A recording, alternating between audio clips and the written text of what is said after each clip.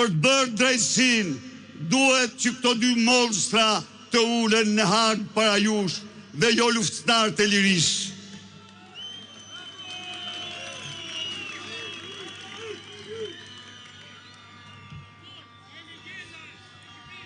Të dashur miq, Edi Rama në 12 vite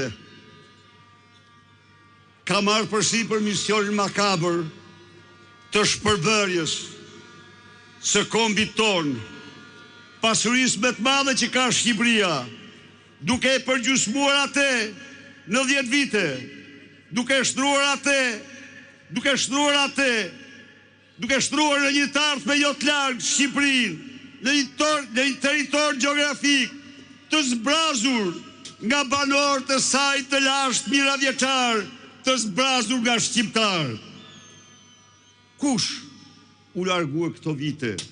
Ke përzuri Edi Rama nga Shqipëria, ka përzër gjërësisht moshën e re, ka përzër i ri, duke i rëmbyrë Shqipërisë të ardhmen.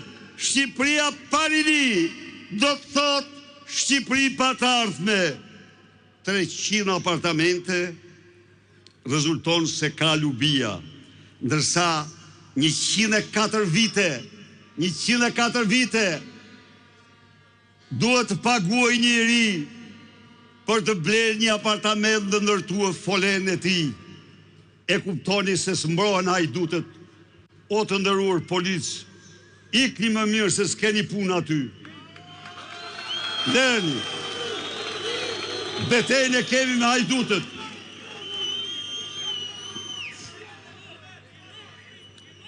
Ka përzën shtres të mesme, duke o bërë jetën pa përballueshme. 33.000 euro pin verën, shish në vers në vit. Pin pra një shish e verë, sa që mirë 6 prej jush, rogën vjetore, e kuptoni ke mbroni apo jo. Me taksa u amori dhe ato pak fitime bizneseve të vogla dhe i përzuri nga Shqipëria, duke mos u lënë asnjë zgjedhje tjetër. Vetëm kaq do mjaftonte që Edi Rama të quhej armiku më i rrezikshëm i Shqipërisë. Shkoj me tutje. Edi Rama në 12 vite volli dhe plaçkiti Shqipërinë sa asnjë pushtues tjetër në histori. 67 milion janë administruar nga Edi Rama këto 12 vite. Hiq rrogat dhe të paktën 90% e këtyre parave janë vjedhur. Vetëm dosjet e Akshit mjaftojnë që të kuptohet se incineratori nuk ishte një skemë vetmur, por një sistem vjedhje që përdoret për të gabitur 90 dhe herë edhe 100% të parave të shtetit nga Edi Rama, Baxhua, Baxhanaku i tij, familjarët e tij. Vjedhje të tilla vetëm një armik i pamshirë është i aftë t'i bëj një populli. Sepse të vjedhish një kom për 13 vite, ti shkakton atij vendi pasoja shumë të rënda. Ti ndalon 13 vite zhvillimin normal që duhet kishte vendi, ndërkohë kur kombet tjera kapin dhe te i kalojnë me vrap horizonte. Revolta dhe vetëm revolta. Revolta për largimin e tij është kushti të gjitha kushteve për të fituar kohën e humbur. Ti Edi Rama le mbrapa popullin 13 vite me paga dhe pensione, ndërkohë që kombet tjera ecin pandalshëm drejt begatimit.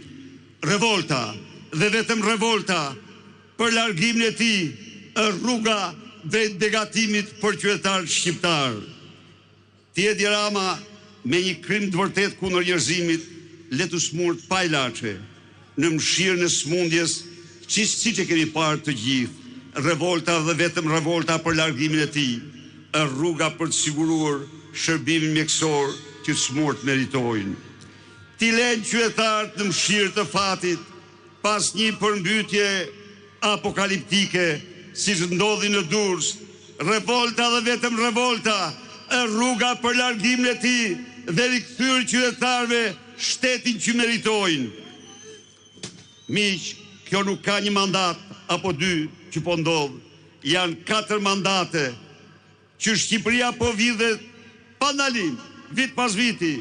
Po miqtë e mi, Edi Rama, armiku më i rrezikshëm i Shqipërisë, nuk mjaftohet vetëm duke vjedhur dhe për zërin shqiptar, por ai tani, pasi Bashkimi Evropian i tha se duhet përballet me ligjin, duhet përballet me drejtsinë për pasurinë që u ka vjedhur shqiptarëve ai dhe ministrat e tij si organizatë kriminale, ka vendosur të shkpusë Shqipërinë nga integrimin në Bashkimin Evropian, të shkatrojë ëndrrën e 10 brezave të këtij kombi për Shqipërinë, zojnë në Europë.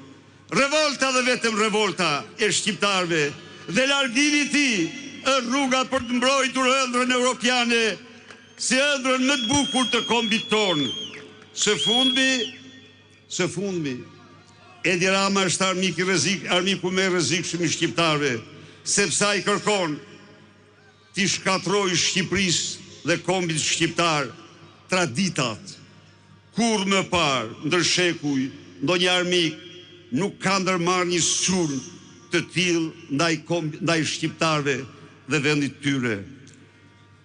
Dhe nga të gjitha dëmet që Edi Rama i ka shkaktuar Shqipërisë, vetëm kjo nuk riparohet, sepse nëse ne nuk parandalojmë atë sot, ajo det rrënimtare përfullimisht për ne.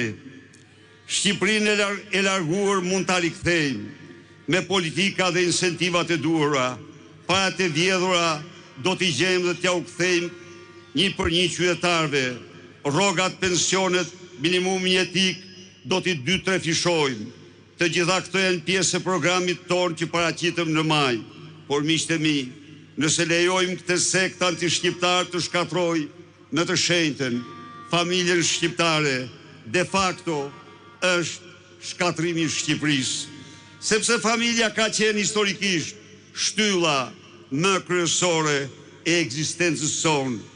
Ndaj dhe përgjigja jonë do jetë revolt dhe vetëm revolt për të mbrojtur familjen shqiptare, revolt paqësore, sepse ne jemi Partia Demokratike, me revolt paqësore ne shemën diktaturën hoxhiste komuniste, me revolt paqësore do shemim narkoshtetin e Ramaduros.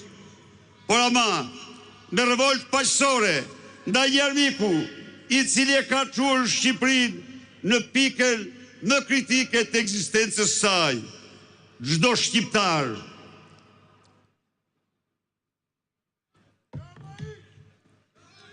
duhet të jetë i qartë sot në pritshmërinë që ka ndaj popullit opozitar kundër një armiku të tillë që sot ka gjithë pushtetet dhe mbështetet nga kartelët e drogës më të dhunshme, më të fuqishme në botë, nuk fitohet vetëm. Të gjithë e pat ju se çfarë ishte Edi Rama i aftë të bëj kundër gjykatës kushtetuese për të mbrojtur vjedhjet e tij, ndaj cili do që mendon se një opozit mund fitojë zgjedhjet kundër atij, është jashtë i realiteti. E kemi thënë dhe themi përsëri, me Edi Ramën zgjedhje të lira nuk ka dhe opozita s'fiton dot kurrë një farsë elektorale. Të ri, burra, gra, njerëz të ndershëm, asnjë nuk ka të ardhmë pa votën e lirë. Ndaj dhe për të patur për të votuar të lirë dhe me gjintet, të ngrihemi, të largojmë Edi Ramën nga pushteti, të shkojmë drejt zgjedhjeve të lira dhe të ndershme, drejt ardhmës që meritojmë.